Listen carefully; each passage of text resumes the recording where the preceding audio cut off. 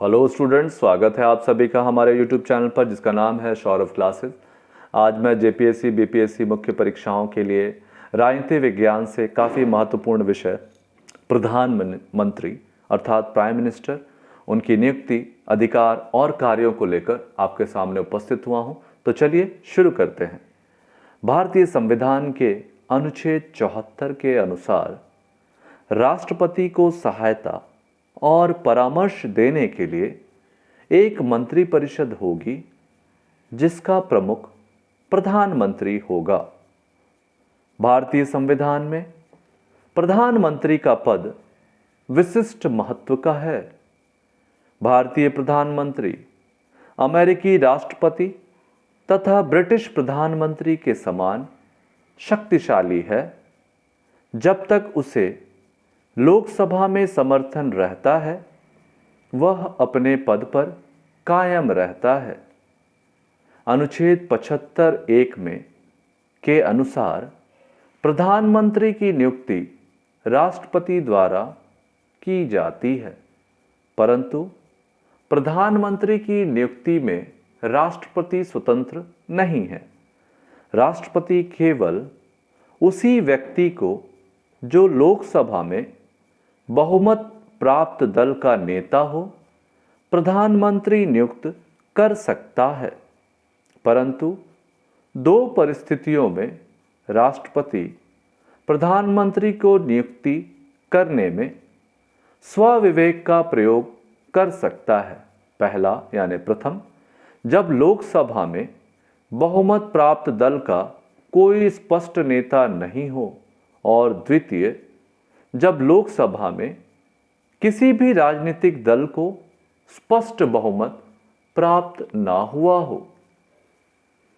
इन दोनों परिस्थितियों में राष्ट्रपति अपने विवेक से ऐसे व्यक्ति को प्रधानमंत्री बनाने के लिए आमंत्रित करता है जो सभी दलों को मिला जुलाकर समर्थन हासिल कर सरकार चला सके। ठीक है, अब हम प्रधानमंत्री के शक्ति व कार्य को देखेंगे। तो सबसे पहले हम उनके मंत्रिपरिषद के संबंध में जो उनकी शक्तियां और कार्य हैं उनको देखेंगे। उसके अंतर्गत जो पहला है वह मंत्री नियुक्त करने हेतु अपने दल के व्यक्तियों की राष्ट्रपति को सिफारिश करता है। राष्ट्रपति उन्हीं व्यक्तियों को मंत्री नियुक्त कर सकता है जिनकी प्रधानमंत्री सिफारिश करते हैं।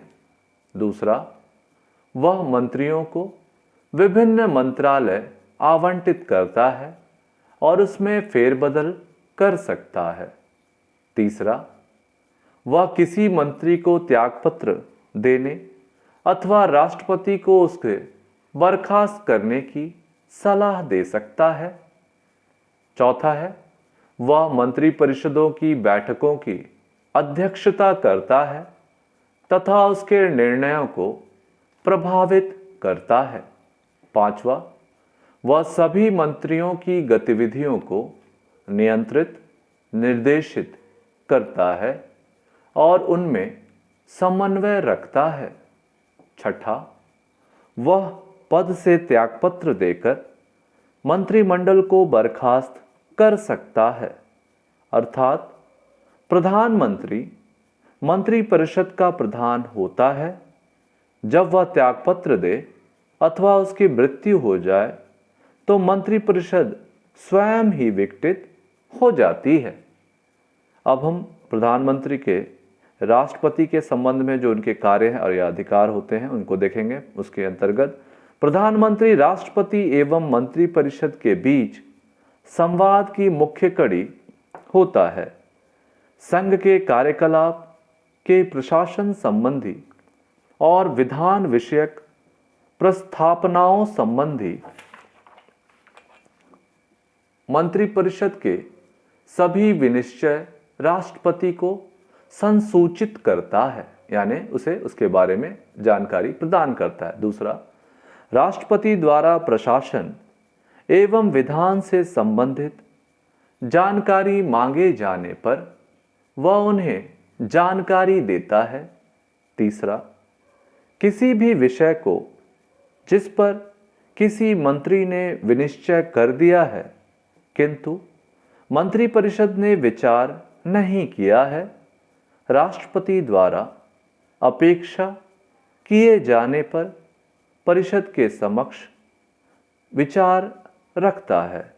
चौथा, वह राष्ट्रपति को विभिन्न अधिकारियों जैसे भारत का महान्यायवादी, भारत का महानियंत्रक एवं महालेखा परीक्षक, संघ लोक सेवा आयोग के सदस्य एवं अध्यक्ष, चुनाव आयुक्तों, वित्त आयोग के सदस्यों एवं अध्यक्ष तथा अन्य की नियुक्ति में परामर्श देता है।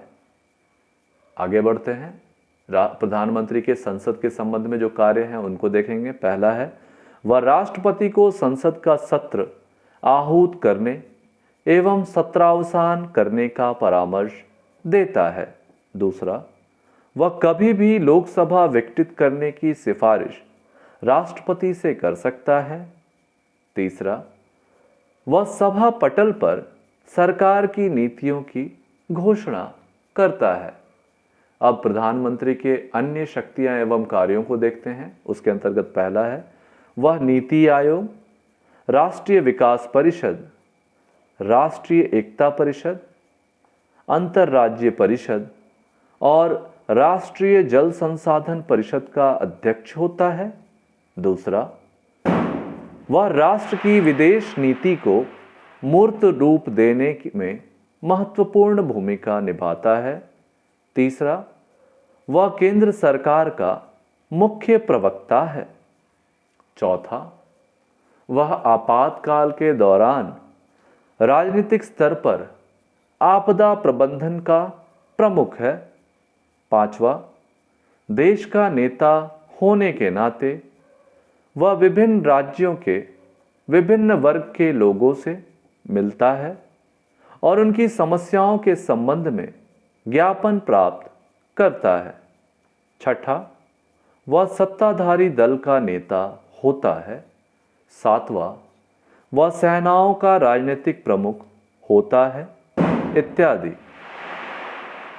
इस प्रकार प्रधानमंत्री देश की राजनीतिक प्रशासनिक व्यवस्था में अति महत्वपूर्ण एवं अहम भूमिका निभाता है।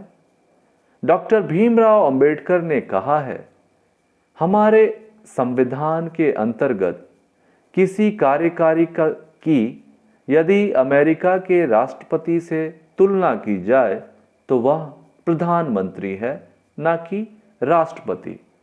अंबेडकर के इन वक्तव्यों से यह स्पष्ट होता है कि अमेरिकी राष्ट्रपति के समतुल्य अगर भारत में किसी की तुलना की जा सकती है तो वो प्रधानमंत्री है, ना कि राष्ट्रपति, क्योंकि प्रधानमंत्री को जो शक्तियां और अधिकार हैं वो अमेरिका के राष्ट्रपति के समतुल्य है। ठीक है, राष्ट्रपति औपचारिक प्रधान ही है। तो कुल मिलाकर हमारा यह विषय यहाँ समाप्त होता है। धन्यवाद।